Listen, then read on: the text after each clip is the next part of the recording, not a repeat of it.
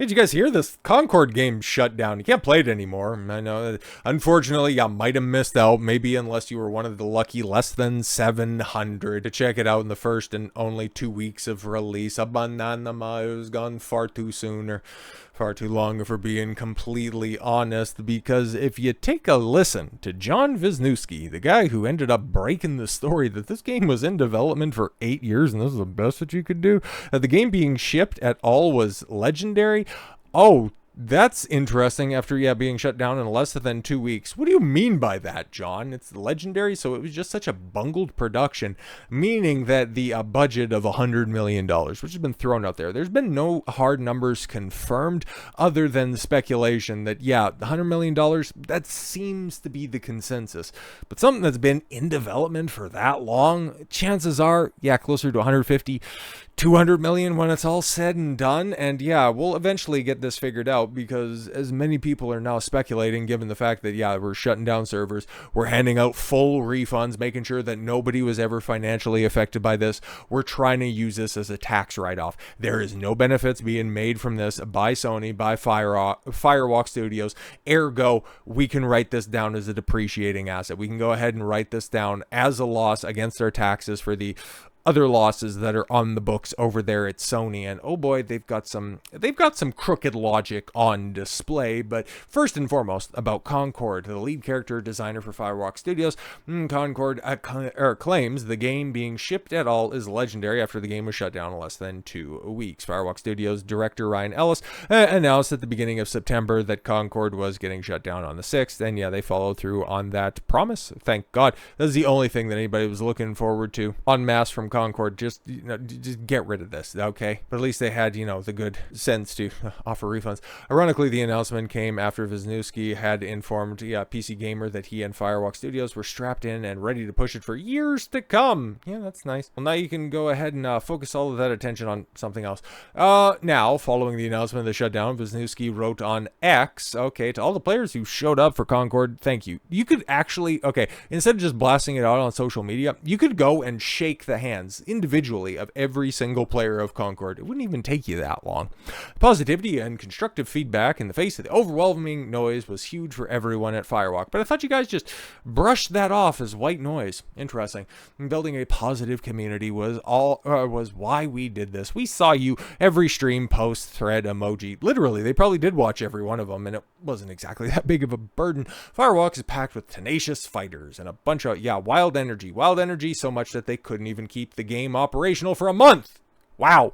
But just the other complaints, or I guess excuses on this one. Multiple acquisitions. You were bought by Sony to get more support from a long established name in the game industry. Multiple acquisitions and engine upgrades, so moving from UE4 to UE5. That could be bothersome. I've heard a lot of horror stories related to that. A global pandemic. You had 8 years, bro. 8 years. Project delays. We know. 8 years. The fact that we shipped it at all is legendary. Legendary that anybody would look at that and go, it's good to go. Instead of just pushing it back, changing your monetization strategy. I don't know. Making some compelling characters for your goddamn hero shooter. Maybe if you would have worked on that, maybe it wouldn't have been such a shocker that this game got released at all. But man, a lot of the other complaints and cope from the Concord fan base out there was how Sony gave up on the game. Never gave it an opportunity to succeed besides making it, one of the tentpole games at their pre-Summer Games Fest conference. Don't mind any of that stuff, making it central, and given the fact that they were so light on other releases this year, marketing it all around Concord. Don't mind any of that stuff, right? Like, you didn't really have anybody to promote the game on, like you had gigantic black lady, not Thane from Mass Effect, vaguely attractive Asian lady who might be trans, who knows, frankly, don't care because the game's done, fat, effeminate guy, and oh, look at that, another black lady. Very diverse cast of characters that you have there. If you're so proud of your characters for your hero shooters, why didn't you put them why didn't you put them on Front Street? Why didn't you do any marketing with this stuff, okay? Because take a look at the way that PlayStation is marketing their little Astrobot game that everybody is actually excited for. I'm just going to wait for the cope on this. Oh, all of those bigots that attacked Concord, why were they absent for Astrobot? Because, you know, all of those people that grew up playing games, even though this is supposed to be a more kids-focused game, they all grew up playing platformers. Like, we all had Super Nintendos, N64s, PS1s, okay, where Sony cut its teeth in the gaming space, where you had Spyro, you had Crash, you had Jak and Daxter, Ratchet and Clank. You had all of those characters that were on there that made PlayStation the place to be in the late 90s. So theoretically, they kind of know what they're doing now, trotting this out. And I'm not one of those white guys that has yellow fever, but brother, they made good choices. Let's just say that. And talking with the future business strategy for Sony going into 25, because they talked about, we're not going to be releasing any, first-party AAA titles until the end of first quarter 2025, meaning that don't expect anything new from us until May. Now he's got to talk about, oh God, we got to refocus. So Sony chief bets on original content as part of Creation Shift. Yeah, okay, cool, because he's the new CEO, right? He came in, he replaced, what's his name, Jack Ryan, who was really trying to make live service games work, who basically turned everything cool first party coming out of Sony into an over-the-shoulder third-person action adventure, female-focused, side shave having, Nikocado avocado face having motherfucker game. Everybody was tired of that crap. It became a hilarious meme how you'd have your her story game that you play through once, you might shrug your shoulders at and never play again. There was a time when Sony had, and they still do, have so many different genres under their belt in the first party forum, like all of those platformers. I didn't even give you the exhaustive list of them. Your third party games, which you can definitely have. Your open world adventure styles, okay? They got them. They were very good. Racing games. Gran Turismo, remember when that used to be, peak racing sim content? Yeah, exactly. RPGs, either with your second party titles or first party games like Legend of Dragoon. So yeah, original content as part of Creation Shift. Cool, man. Yeah, to make something new instead of just running everything back. Like, if you want to stay... And it's interesting in regards to the console market, how it's basically collapsed in Japan. Everybody's moving to either the mobile platform or PC gaming is still thriving, and you want to, cast as wide of a net as possible, then yeah, you have to go into these different genres. You have to provide a compelling reason for anybody to pick up exclusives on your console. So yeah, doing a more in-house Creation Shift makes a lot of sense. Sony is betting on a multi-billion-dollar push into producing more original content. As part of the Creation Shift, the Japanese tech giant hopes will win it in a greater share of the $3 trillion entertainment industry. Yeah, gaming is huge. And that's why we got to talk about this more. That's why I've focused quite a bit of 2024 talking about gaming, because how much I used to love gaming.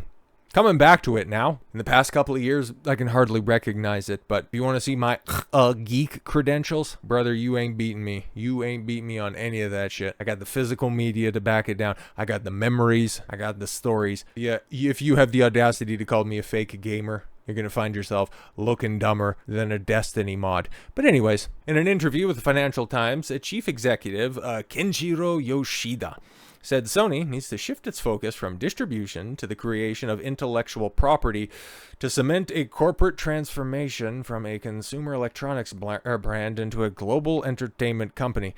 The creation of intellectual property. Okay, we have the technology, and creation is the area where we like and where we can contribute the most, Yoshida said, adding that the group can still use its camera, sensors, and consumer electronic roots to produce a live entertainment. Under Yoshida, the group has spent over $10 billion in the past 6 years to build a vast portfolio of games, films, and music, 3 business segments that account for 60% of its annual revenue. Yeah, makes sense. Yeah, just glazing over all the boring stuff. Following the investment splurge, Sony's top executives argue the group needs to be more directly involved in creating content at an earlier stage to get higher returns. Whether it's for games, films, or anime, we don't have that much IP that we fostered from the beginning. Oh, Chief Financial Officer Hiroki Totoki, who is widely seen as Yoshida's success. Oh no, the president in waiting in a separate interview. We don't have much IP that we fostered from the beginning. How can you be that stupid. But as this Twitter user pointed out, yeah, we don't have IPs. You mean you refuse to use them? Like, he just jotted down like 70. Uncharted, Last of Us, God of War, Gran Turismo, Ratchet and Clank, Horizon, Spooderman games. Yeah, exactly. Bloodborne, Demon Souls, Days Gone, Sly Cooper, Heavenly Sword. Yo, PS3 launch game that you guys did nothing with, and that's got a female protagonist, for Christ's sakes. Why don't you make a Heavenly Sword too? Knack? Yo, bro, let me tell you a story about the launch night that I spent, waiting outside for the midnight release outside the EB Games up in northern Alberta in November when that shit dropped. It was a fun night, by the way. What did I have? I had Ghosts. I had Ghosts pre-ordered. What was the Assassin's Creed game? Can't remember. I had like 3 or 4 games pre-ordered. Killzone. Yeah, it would have been Killzone. Assassin's Creed Black Flag? Was it Black Flag? It must have been Black Flag. And something else. And on a whim, when I got up to the counter and they were asking, would you, is there anything else that you'd like to get? Another controller? I got another controller, and I got Knack, for Christ's sakes. Like, I was a day one purchaser. I was a first half hour purchaser of Knack, for Christ's sakes. Bro, I'm running down this list, and there are very few that I don't recognize. Alundra, yeah, that one doesn't ring any bells, but Wild Arms, yo, that's great. The Order 1886, that 4-hour game? Motorstorm, yeah. Mod Nation Racers, SOCOM, Siphon Filter. Bro, bring back Siphon Filter. You know what else isn't mentioned in here? He doesn't have, I don't think he does, before I say anything like that. Yeah, Haze. Where's Haze? Where's Hazer Lair? Like, no love for any of those games? And so to say that, yeah, Sony and PlayStation don't have any first-party IPs that you need to focus on creation, like you did with Concord, like you're going to be doing with Fairgames. Oh no, they're dumb. In wake of Firewalk Studios and PlayStation shutting down Concord just after a few weeks, gamers are already setting their sights to boycotting the anti-capitalist game Fairgames from Haven Studios. Haven Studios, a subsidiary of PlayStation and Sony Interactive Entertainment, announced the game with a CGI trailer back in May of 2023. As you can see below, and I won't subject you guys to this, don't worry about it, we just got enough cringe Gen Z nonsense to sustain you for as long as possible in screenshots. Too much money and too much a power held by just a few people, and it's only getting worse, so we decided to do something about it. I'd get shut down in 2 weeks and offer a free refund. The official description attached to the trailer stated, welcome to Fairgames, your chance to rob the rich and rebalance the scale. Fairgames is a competitive modern heist where you team up to break into exotic locations and steal the cargo. You see, it's exotic because there's neon lighting. Isn't that cool, guys? And you can play as a bunch of diverse characters in trench coats. It's going to be so great. Yay. Gio, the way the people who responded to this in the trailer itself, you can actually feel Sony sweating nervously through the screen. A billion-dollar company makes a game about how rich people are bad. Eat the Rich creates, games as service game with the seasonal battle pass and millions of transactions. These developers are definitely sweating buckets right now. Stop giving your money to people who hate you. Just stop it. You sure you want to go through with this after Concord, Sony? Exactly. But hey, guys, we're shifting our approach. We're focusing on content creation because we lack IPs over here at Sony. Now, the only thing that you're going to lack is customers if you continue down this a very, very deleterious path. So with all that said, thank you all very much for the gift of your time. I've been Don Consuelo. I want you to follow your gut and get after it. Take care, everyone.